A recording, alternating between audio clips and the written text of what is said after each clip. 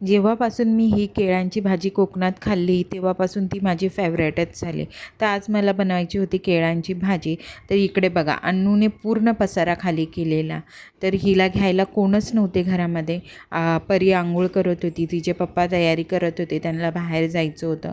तर ह्या अन्नूला मला घेऊन नाश्ता तयार करायचा होता. तर इथे मी केळं धुवून घेतलेली, ती कट्स करत होती. तर एक केळ दिलं तिला आणि तिला म्हटलं बस आता इथे शांतपणे बाई. तर ती काय शांत बसणार म्हणजे अनु बिलकुल नाही. तर तिची चाललेली आपली इकडे हे उचल ते उचल, त्यातल्या त्यात मी केळं साफ करत होती. तर हे आमचं सकाळचं रुटीन डेलीचं हे असंच असते. त्यानंतर मग मी भाजी टाकली मस्तपैकी शिजण्यासाठी. हा फुल व्हिडिओ मी टाकणार आहे आपल्या चॅनलला, तो तुम्ही बघून घ्या कशी बनवते. एकदम साधी सिंपल केळ्यांची भाजी खूप टेस्टी लागते. तुम्ही एकदा नक्की ट्राय करा. आता इथे परी अन्नूला घेऊन बसलेली खेळायला.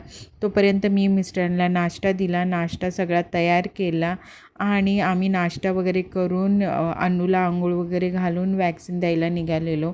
आज माझ्या खरं तर लक्षात नव्हतं तिला वॅक्सिन द्यायचे होते, तर माझी खूप गडबड झालेली.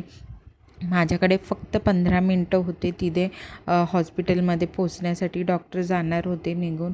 तर त्यामध्ये हे सिग्नलला खूप ट्रॅफिक लागलेलं. तर कशीबशी पोहोचली आम्ही तिकडे आणि हे अन्नूला 4 इंजेक्शन दिलेले. तर ती आपल्या दीदीला कवटाळून बसलेली. हे दृश्य मला खूप असं माझ्या डोळ्यांना सुख देणारं होतं. तर म्हटलं चला आपण एकदा कॅमेऱ्यामध्ये तरी कॅप्चर करूया, तेवढीच आठवण राहते. तुम्हाला देखील आवडलं असेल ना हे दृश्य. घरी आल्यानंतर बघा जशा काही ह्या दोन दुश्मन एकमेकींना एक क्षणही पाहत नव्हत्या डोळ्यामध्ये. तर हे असं काही आमचं होतं आजचं रुटीन. चला तर आजच्यासाठी एवढंच. भेटूया आपण नेक्स्ट व्हिडिओमध्ये. तोपर्यंत आमच्या चॅनलला लाईक शेअर आणि सबस्क्राईब करायला विसरू नका आणि कमेंटसुद्धा करायला विसरू नका. Bye bye.